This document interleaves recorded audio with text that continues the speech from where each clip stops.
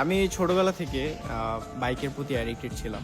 তো বাইক কেনার মতো আসলে ওইরকম কোনো সামর্থ্য অথবা বাইক যে কিনবো সেরকমটা মানে কখনো হয়নি। ছোট ছিলাম তখন, বয়স হবে কত, 10, 11, 12 এরকম হবে।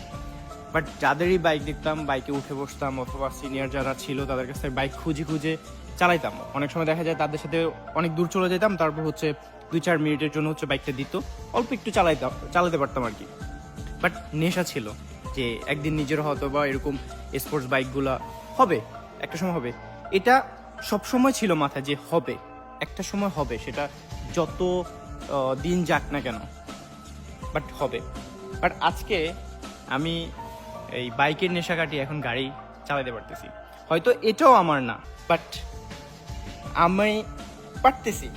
কারণ যখন বাইক ছিল তখন বাইক ছিল না, তখন যে বাইক কেনার যে নেশাটা ছিল সেটা হয়েছে আলহামদুলিল্লাহ। আর এখন গাড়ি কেনার সামর্থ্য হয়েছে আলহামদুলিল্লাহ, বাট অনেক কিছু চিন্তা করে দেখা যায় যে কেনা হচ্ছে না, তবে কেনা হবে ইনশাল্লাহ। এখন গাড়িটা এমন না যে গাড়িটা আমি চালাচ্ছি বা ভাড়া মারতেছি, বিষয়টা এরকম না। এটা আমি পার্সোনাল ইউজের জন্যই চালাইতেছি। কিন্তু স্বপ্ন ছিল যে হবে হয়তো, হ্যাঁ আমার বাবার অনেক কোটি টাকা আছে, বাট আমার না। তো নিজের চেষ্টা এবং নিজের চিন্তাধারা থেকে যখনই আমি একটা জিনিস করতে যাব বা করব, সেটা ইনশাল্লাহ আল্লাহ আমাকে, যদি সৎ হয়ে থাকি বা সৎভাবে উপার্জন করে থাকি, ইনশাল্লাহ সেটা আল্লাহ নিজ হাতে দান করবে। আর স্বপ্ন থাকতে হবে। আসলে স্বপ্ন ছোট করে দেখার থেকে স্বপ্ন বড় করে যখন দেখবেন, তখন দেখবেন যে সেটা আজ হোক, কাল হোক, 10 বছর পরে হোক, সেটা পূর্ণ পাবেই। বাট অপেক্ষা করতে হবে, সবর করতে হবে, চাইতে হবে আল্লাহর কাছে।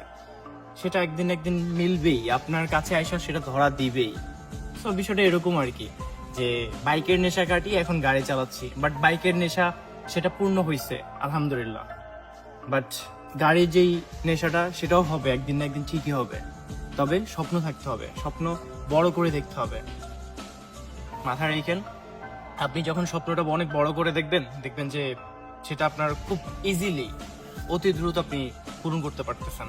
আপনি যে কোনো কিছু করবেন সেটা তো অবশ্যই আপনার লক্ষ্য থাকতে হবে। লক্ষ্য ছাড়া গন্তব্যে পৌঁছানো পসিবল না। লক্ষ্য ঠিক রাখুন, গন্তব্যে একদিন ঠিকই পৌঁছে যাবেন।